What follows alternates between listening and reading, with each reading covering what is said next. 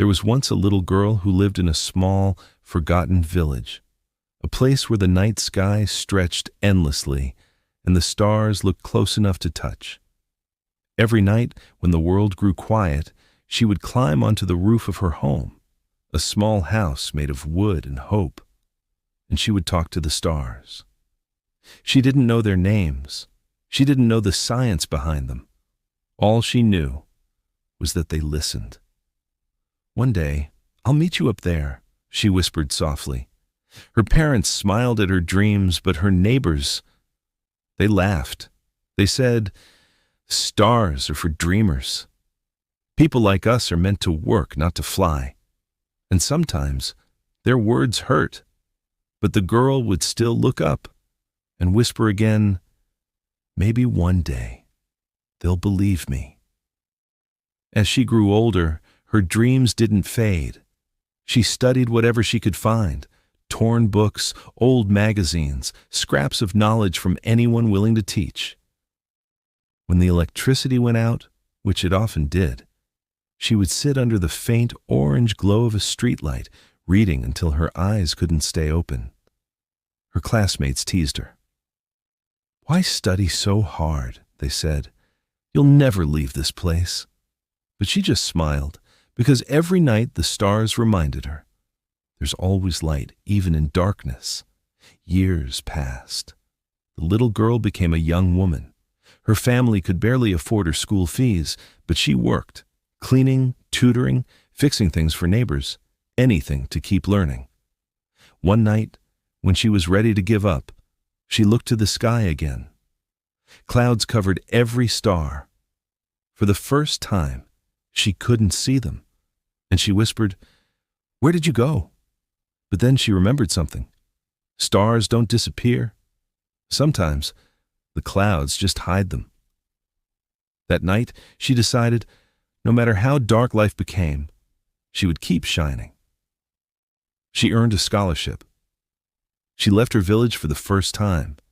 She stepped into a world much bigger, louder, and harder than she ever imagined. At university, she was surrounded by people who knew more, had more, and believed more in themselves. She often felt small, out of place, but she never forgot where she came from. She never forgot the rooftop, the quiet nights, or the stars that once listened to her. Every night, she would stand by her window, close her eyes, and whisper, "I'm still coming." Years later, after endless studying, rejection letters, and long nights of doubt, she received one email that changed everything. "Congratulations, you've been selected for astronaut training." Her hands shook as she read the words. Her heart raced.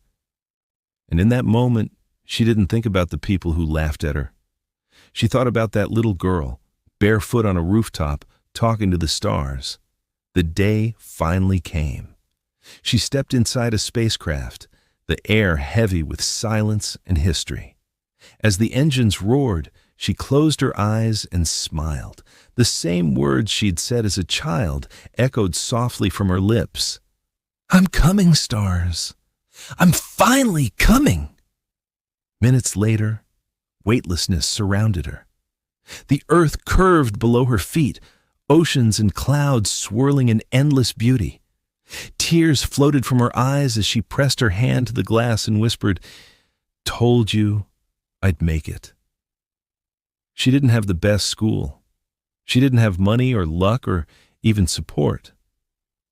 But she had something stronger, belief. Because belief is what turns dreams into plans and plans into reality. People often ask her now, "What kept you going?"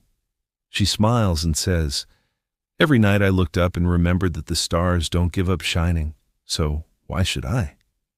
We all have our own stars, dreams that seem too far, too impossible, too bright to reach. But sometimes, all you need is to whisper to them, to promise them and yourself that no matter how many times you fall, you'll keep looking up. Because one day, you'll realize that the stars you were chasing were never above you. They were always inside you, Never stop dreaming. Never stop believing. And never stop speaking to your stars.